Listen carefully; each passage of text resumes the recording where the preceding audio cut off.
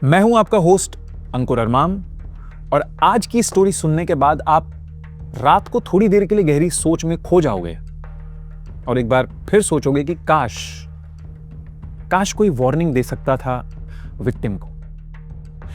यह स्टोरी प्यार के बारे में है, कंट्रोल के बारे में है और एक ऐसे सच को फेस करने के बारे में है जिसे एक्सेप्ट करना बहुत मुश्किल था, लेकिन जब एक्सेप्ट किया तब तक बहुत देर हो चुकी थी।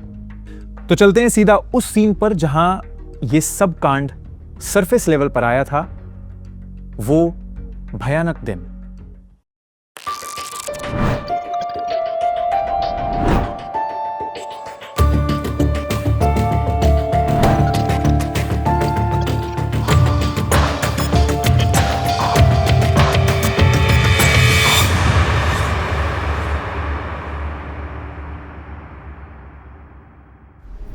लखनऊ के गोमती नगर में नवंबर की एक सुबह एक अपार्टमेंट बिल्डिंग के ग्राउंड फ्लोर के फ्लैट से एक ऐसी स्मेल आ रही थी जो नेबर्स के लिए इग्नोर करना थोड़ा सा इम्पॉसिबल हो गया था। 3 दिन से यह स्मेल तेज होती जा रही थी। पहले सब लोग खुद को कन्विंस करते रहे कि कुछ खाने पीने की चीज सड़ रही होगी, मैं क्या करूं, मेरा क्या लेना देना, ऐसा सबका मानना था। फिर बिल्डिंग के वॉचमैन ने एक दिन हिम्मत करके फ्लैट का दरवाजा खटखटाया। कोई जवाब नहीं। सोसाइटी के सेक्रेटरी को बुलाया गया, स्पेयर की लगाई गई और जब दरवाजा खुला तो जो स्मेल बाहर आई उसने सबको 1 सेकंड के लिए फ्रीज कर दिया। पुलिस बुलाई गई और जब लखनऊ क्राइम ब्रांच के ऑफिसर्स उस फ्लैट में घुसे तो जो सीन था उन्हें जेन्युइनली शेक कर गया। और ये वो लोग थे जिनकी लाइफ में क्राइम सीन्स नॉर्मल थे। फ्लैट के कोने में एक बड़ा फ्रीजर पड़ा था, थोड़ा सा खुला हुआ था। उसमें केयरफुली अरेंज्ड कैरी बैग्स थे और उन बैग्स में थे एक इंसान के जिस्म के टुकड़े। किसी ने एक कंप्लीट इंसान को सिस्टमेटिकली काटा था और उस फ्रीजर में स्टोर करके रखा था जैसे कोई फूड आइटम हो। फ्लैट में रहने वाला इंसान जिसका नाम प्रॉपर्टी डॉक्यूमेंट्स में लिखा था वो कब का फरार हो चुका था। विक्टिम कौन था यह पता लगाना था और क्यों किया गया था यह भयानक क्राइम, ये तो बहुत बाद में समझ आया। एक खाली फ्लैट, एक फ्रीजर और क्वेश्चंस जो पूरी पुलिस टीम के दिमाग में एक साथ चल रहे थे। अब मैं आपको थोड़ा सा पीछे ले जाता हूं क्योंकि इस स्टोरी को समझना है तो प्रिया को समझना पड़ेगा। प्रिया मेहरा पुणे की रहने वाली थी। एक solid middle class family, Marathi background, एक केयरफुल और सोबर बाप और एक मां जिन्होंने अपनी पूरी जिंदगी फैमिली के लिए लगा दी थी। प्रिया उनकी सबसे बड़ी बेटी थी और ऑनेस्टली वो अपनी फैमिली में सबसे ज्यादा अलाइव थी। वो साइकोलॉजी ग्रेजुएट थी, एक कॉल सेंटर में काम करती थी, वीकेंड्स में दोस्तों के साथ ट्रिप्स पे जाती थी। बॉलीवुड सॉन्ग्स के लिरिक्स उसे वर्ड फॉर वर्ड याद थे और जब भी कोई दोस्त प्रॉब्लम में होता था प्रिया पहले फोन उठाने वाली होती थी। वो जेन्युइनली एम्पैथेटिक थी, जेन्युइनली केयरिंग थी, लेकिन वो जेन्युइनली नाइव भी थी जब कभी बात आती थी अपने खुद के लिए जजमेंट यूज करने की। समीर कपूर, वो मुंबई का रहने वाला था, Bandra east, lower middle class background, लेकिन एटीट्यूड में एक ऐसा कॉन्फिडेंस था जिसे अक्सर लोग कैरिज्मा समझ लेते थे। डिसेंट लुकिंग, बाल हमेशा सेट, बोलने का अंदाज स्मूथ और कन्विंसिंग और एक रेस्टोरेंट चेन में सूस शेफ था, मतलब कुकिंग जेन्युइनली अच्छी थी। फर्स्ट इंप्रेशन में समीर एग्जैक्टली वो इंसान लगता था जो एक केयरिंग, एम्बिशियस, इंटरेस्टिंग पार्टनर हो सकता है। समीर और प्रिया दोनों का मिलना एक डेटिंग ऐप पर हुआ था। मैसेजेस से कॉल्स, कॉल्स से कैफे डेट्स, कैफे डेट्स से फीलिंग्स, ये प्रोग्रेशन बिल्कुल नॉर्मल स्पीड पर चल रहा था। प्रिया के दोस्त आज भी कहते हैं कि पहले कुछ महीने एक्चुअली रिलेशनशिप जेन्युइन लग रही थी। समीर सुनता था, एफर्ट करता था, प्रिया की चॉइसेस को रिस्पेक्ट करता था और ये जो फीलिंग होती है कि कोई एक्चुअली हमारे मन की सुन रहा है, ये फीलिंग किसी को भी एक दूसरे के लिए प्यार में डाल सकती है। लेकिन कुछ महीने के बाद जब रिलेशनशिप कंफर्टेबल जोन में आया, समीर के पैटर्न्स चेंज होने लगे। प्रिया मुंबई में जॉब कर रही थी। समीर छोटी छोटी बातों पर सडनली गुस्सैल हो जाता था। प्रिया के दोस्तों के साथ प्लान्स होते थे तो वो अपसेट हो जाता, कभी कभी इतना अपसेट कि प्रिया को प्लान्स कैंसिल करने पड़ते थे। प्रिया की बेस्ट फ्रेंड मीनाक्षी से उसका बात करना प्रिया ने ग्रेजुअली कम कर दिया, और ये मीनाक्षी की चॉइस नहीं थी। प्रिया के घर वालों के बारे में समीर के कमेंट्स जो थे वो कभी कभी डायरेक्टली डिसमिसिव होते थे। फिजिकल एग्रेशन भी बिल्कुल कॉमन हो चुका था दोनों के बीच। एक बार उसके दोस्तों ने प्रिया के हाथ पे निशान भी देखे थे। एक बार प्रिया ने अपनी फ्रेंड मीनाक्षी को बोला भी कि वो एक्चुअली बहुत केयरिंग है, बस गुस्से पे कंट्रोल नहीं होता, लेकिन मैं हैंडल कर लेती हूं। ये वो लाइन है जो एक बार सुनने पे अलार्म बज जानी चाहिए। मीनाक्षी ने बहुत बार ट्राई किया। प्रिया के पापा ने एक बार समीर को साफ बोला कि ये रिश्ता उन्हें मंजूर नहीं है। प्रिया ने सब सुना, सब नोट किया, और फिर भी डिसाइड किया कि वो समीर के साथ लखनऊ मूव करेगी लिव इन में, क्योंकि समीर को लखनऊ में एक नया जॉब ऑफर मिला था। क्योंकि उसका यह बिलीफ था कि वो समीर को बेटर बना सकती थी, कि प्यार इनफ होता है, कि वो डिफरेंट है बाकी लोगों से। यह मिथ कि हम अपने प्यार से किसी को फिक्स कर सकते हैं, यह मिथ बहुत महंगा पड़ता है। प्रिया ने मुंबई में अपना जॉब छोड़ दिया, सिर्फ और सिर्फ समीर के साथ रहने के लिए। उनका लिव इन रिलेशनशिप दोस्तों से और फैमिली से छुपा हुआ नहीं था, सबको पता था। एयरपोर्ट पे मीनाक्षी ने उसे हग किया, कुछ नहीं बोला, बस टाइट से पकड़ा। प्रिया ने हंसते हुए कहा, चल मैं ठीक रहूंगी। ये लास्ट टाइम था। लखनऊ में गोमती नगर का फ्लैट, सेकंड फ्लोर, 2 कमरे, फ्रेश स्टार्ट का सीन। पहले कुछ वीक्स में प्रिया के मैसेजेस आए मीनाक्षी को, सिटी अच्छी लग रही है, घर सेटल हो रहा है, खाना बना रही हूं, समीर का मूड बेटर है, सब ओके। लेकिन फिर मैसेजेस थोड़े स्लो होने लगे, फिर रीड रिसिप्ट्स आने लगे बिना रिप्लाई के, फिर वो भी बंद हो गए। प्रिया का नंबर कभी रिंग करता था, कभी नॉट रीचेबल आता था। प्रिया के पापा ने भी 1-2 बार ट्राई किया, लेकिन सेम रिजल्ट्स। फैमिली ने मान लिया, क्योंकि क्या ऑप्शन था, प्रिया अपनी मर्जी से डिस्कनेक्ट हुई है। शायद वो एम्बैरेस्ड है घर छोड़ने के बाद, शायद रिलेशनशिप में बिजी है। ये अजम्पशंस जिन्हें हम कन्वीनियंस के लिए बनाते हैं, ये अजम्पशंस किसी को ढूंढने नहीं देते जब उन्हें ढूंढा जाना चाहिए। 6 महीने बाद मीनाक्षी ने पुणे पुलिस में मिसिंग कंप्लेंट फाइल की, क्योंकि मीनाक्षी और प्रिया पुणे के रहने वाले थे। उसने सोचा वहां कंप्लेंट करना सही होगा। लखनऊ जाके कंप्लेंट करने के बारे में मीनाक्षी ने सोचा, लेकिन वो अकेली थी, इसलिए दोस्त के लिए उसने यही सही समझा।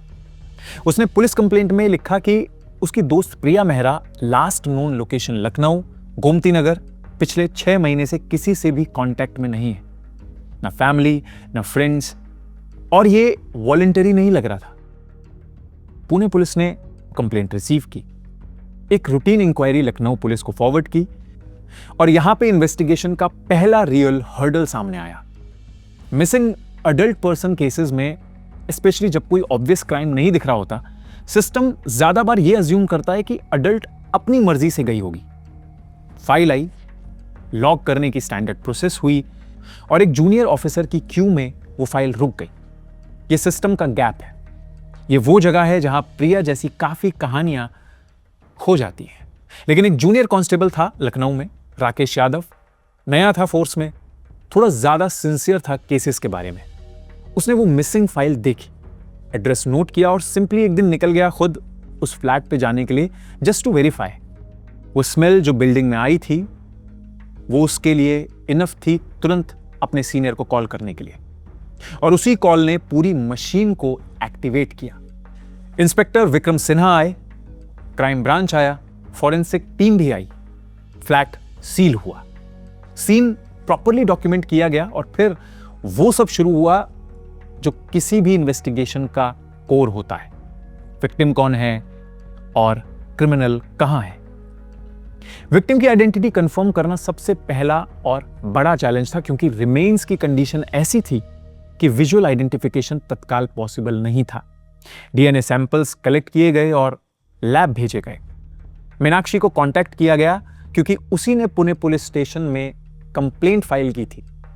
उसने आइडेंटिफाई किया कि एक बर्थ मार्क का डिस्क्रिप्शन और एक टैटू का, जो प्रिया की राइट रिस्ट पे थी।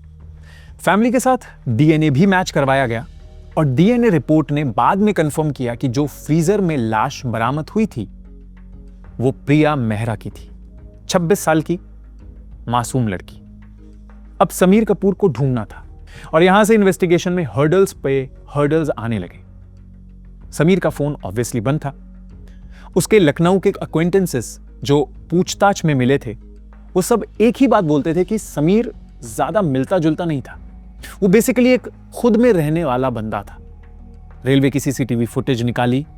एक पर्सन था जो समीर से फिजिकली मैच कर रहा था। जिस ट्रेन में वो लड़का बैठा है वो ट्रेन लखनऊ से मुंबई के लिए जा रही थी। पुलिस ने समीर के लखनऊ के ऑफिस में भी पूछताछ की। समीर पिछले 3 हफ्तों से ऑफिस गया ही नहीं था। पुलिस टीम मुंबई शिफ्ट हुई। मुंबई में समीर के पेरेंट्स के घर पे गए।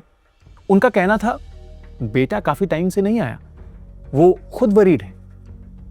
यह सच था या नाटक था, यह समझना थोड़ा मुश्किल था क्योंकि इन्वेस्टिगेटर्स के पास अभी कोई कॉन्क्रीट प्रूफ नहीं था कि पेरेंट्स इन्वॉल्व हैं। केस पॉज हुआ। पुलिस की टीम ने अपना अप्रोच चेंज किया। समीर और प्रिया का सोशल मीडिया भी इन्वेस्टिगेट किया गया। समीर के ओल्ड फोन नंबर्स और न्यू कॉन्टैक्ट्स ट्रेस करने की कोशिश की गई। एक फ्रेंड या एक्चुअली एक अक्वेंटेंस जिसने इंटेरोगेशन में एक नंबर दिया जो समीर ने हाल में यूज किया था। वो number intermittently Navi Mumbai area से पिंग कर रहा था। सर्वेलेंस सेट की गई। 1 वीक गुजरा। इन्वेस्टिगेटर्स शिफ्ट पे शिफ्ट कर रहे थे, फिजिकली एग्जॉस्टेड थे और वो नंबर बार बार ऑफ रहता था। फिर एक दिन सुबह सुबह एक ढाबे के बाहर नवी मुंबई में एक बंदा चाय पी रहा था, खुद में गुमसुम, बिल्कुल नॉर्मल, बिल्कुल रिलैक्स्ड। समीर कपूर। इंटेरोगेशन का सीन डिस्क्राइब करना जरूरी है क्योंकि यहां स्टोरी का वो हिस्सा है जो सबसे ज्यादा ट्रबलिंग है। समीर पहले 2-3 सेशंस में कंप्लीटली चिल रहा। प्रिया हाँ जानता था, साथ में था, फिर छोड़ के चली गई। कहां गई पता नहीं, कोई और मिला होगा उसको। इन्वेस्टिगेटर्स ने एविडेंस टेबल पे रखे, एक piece, forensic report, DNA match, flat का कंप्लीट एनालिसिस। समीर ने वो सब कुछ डिनाई किया और एक अलग कहानी बताई। उसने कहा कि प्रिया बहुत वायलेंट हो गई थी, लोगों से झगड़े करने लग गई थी, उसने मुझे भी मारा, मैं वहां से भाग गया। बाद में कौन उससे मिलने आया और किसने उसे मारा मुझे नहीं पता, सब प्रिया की गलती है। फॉरेंसिक्स ने यह वर्जन कंप्लीटली डिमोलिश कर दिया बिकॉज एविडेंस क्लियरली एक साइडेड एग्रेशन शो कर रहा है। डेड बॉडी पे फिजिकल अब्यूज के निशान थे और स्किन पे बर्न मार्क्स भी मिले हुए थे। इसका मतलब प्रिया पे मरने से पहले वायलेंट अटैक्स हुए थे, वो सहन करती थी। तब समीर की स्टोरी नंबर 3 आई जो एक और डायरेक्शन में थी। इन्वेस्टिगेटर्स ने उस पर प्रेशर मेंटेन रखा। स्लीपलेस आवर्स में पूछताछ रोटेट करते रहे और फाइनली एक लंबी सेशन में समीर टूट गया और उसने कन्फेस किया। और फिर इन्वेस्टिगेटर्स ने वो क्वेश्चन पूछा जो पूरे केस में सबसे बड़ा था, प्रिया को क्यों मारा? और जो बाहर आया वो इतना भयानक था, इतना मंडेन था कि सोचने पे आज भी दिल एक सेकंड के लिए रुक जाता है। प्रिया चाहती थी कि दोनों शादी करें। उसने अपनी फैमिली छोड़ी थी, अपना शहर छोड़ा था, अपने दोस्त छोड़े थे, अपनी स्टेबिलिटी छोड़ी थी इस रिलेशनशिप के लिए। अब वो एक कमिटमेंट चाहती थी, लेकिन समीर वो अब किसी और में इंटरेस्टेड हो गया था। एक नया कनेक्शन था उसकी लाइफ में। बेचारी प्रिया एक इनकन्वीनियंस बन गई थी उसके लिए। और समीर के पास ना तो इतनी इमोशनल मैच्योरिटी थी कि वो ऑनेस्टली बात कर सके, ना इतना करेज था कि वो सिंपली रिलेशनशिप खत्म कर सके और मूव ऑन कर सके। उसके दिमाग में जो ऑप्शन आया वो ये था और उसने वो किया। उसने एक रात गुस्से में प्रिया को बहुत मारा। फिर वो मार्केट गया, पॉलीथीन बैग्स लेके आया। उस रात उसने प्रिया के साथ खाना खाया। जिस पॉलीथीन बैग्स में उसने प्रिया को काट के रखा था, वो पॉलीथीन बैग्स प्रिया ने ही अलमीरा में रखे थे। दूसरे दिन समीर ने एक फ्रीजर लाया, नया फ्रीजर। प्रिया ने उससे पूछा ये क्यों लिया है? समीर ने कहा उसे ज़रूरत है। प्रिया समझ नहीं पा रही थी कि ये सब क्या हो रहा है। उसी रात खाना खाने के बाद समीर ने प्रिया का गला घोंटा। एक कटिंग मशीन से प्रिया के डेड बॉडीज के टुकड़े टुकड़े किए और पॉलिथीन बैग में भर के उस नए फ्रीजर में रख दिया। वो सामान लेकर फरार हो गए। इलेक्ट्रिसिटी कट होने की वजह से फ्रीजर खराब हो गया और डेड बॉडी से स्मेल आने लगी। समीर कपूर अरेस्ट हुआ, चार्जशीट फाइल हुई। एविडेंस इतना सॉलिड था कि डिफेंस के पास ज्यादा स्पेस नहीं बचा। सेंटेंसिंग पे प्रिया के पापा कोर्ट के बाहर एक पिलर के साथ खड़े थे, बिल्कुल चुप, आंखें बंद, जैसे कोई इंसान खड़ा रहता है जब दर्द के लिए लफ्ज नहीं बचते। और अब मैं अंकुर अरमाम सीधा आपसे बात करता हूं। प्रिया की स्टोरी में जो चीज सबसे ज्यादा मैटर करती है वो ये है कि वार्निंग साइंस थे। एक नहीं थे, मल्टीपल थे। दोस्त ने बोला, पिताजी ने बोला, सर्कमस्टेंसेस ने बोला। फिजिकल एग्रेशन था, आइसोलेशन था, कंट्रोल था। और प्रिया बार बार एक ही बिलीफ पे वापस आई कि वो उसे फिक्स कर सकती है, कि उसका प्यार इनफ है, कि वो डिफरेंट है। ये बिलीफ कि एक टॉक्सिक या वायलेंट पार्टनर को हम अपने प्यार से बदल सकते हैं, ये रियल लाइफ में वर्क नहीं करता। कोई इंसान तब तक नहीं बदलता जब तक वो खुद जेन्युइनली चेंज करना चाहता हो। और जब कोई आपको एक एक करके आपके लोगों से, आपके रूट से, आपकी आइडेंटिटी से काटने लग जाए, ये बिलीफ कि एक टॉक्सिक या वायलेंट पार्टनर को हम अपने प्यार से बदल सकते हैं, ये रियल लाइफ में वर्क नहीं करता। कोई इंसान तब तक नहीं बदलता जब तक वो खुद को नहीं बदलना चाहता हो। और जब कोई आपको एक एक करके आपके लोगों से, आपके रूट से, आपकी आइडेंटिटी से काटने लग जाए, तो वो लव नहीं है, वो कंट्रोल है। और कंट्रोल को लव समझना, यही वो मिस्टेक है जिसके बारे में बात करना जरूरी है, ओपनली, डायरेक्टली, बिना जज किए। प्रिया अब नहीं है, लेकिन अगर ये स्टोरी एक भी इंसान को वो फोन कॉल करने पर मजबूर करती है जिसे वो अवॉइड कर रहा था, एक भी इंसान को अपनी सिचुएशन ऑनेस्टली असेस करने की हिम्मत देती है, तो शायद ये कहानी सिर्फ ट्रेजेडी नहीं रही, एक सीख है सबके लिए। टॉक्सिक रिलेशनशिप को सही समय पे पहचानिए और बाहर निकल जाइए। अंधा प्यार अच्छा नहीं होता। मैं अंकुर अरमाम, सुनने के लिए शुक्रिया। अपना और अपने लोगों का ख्याल रखें।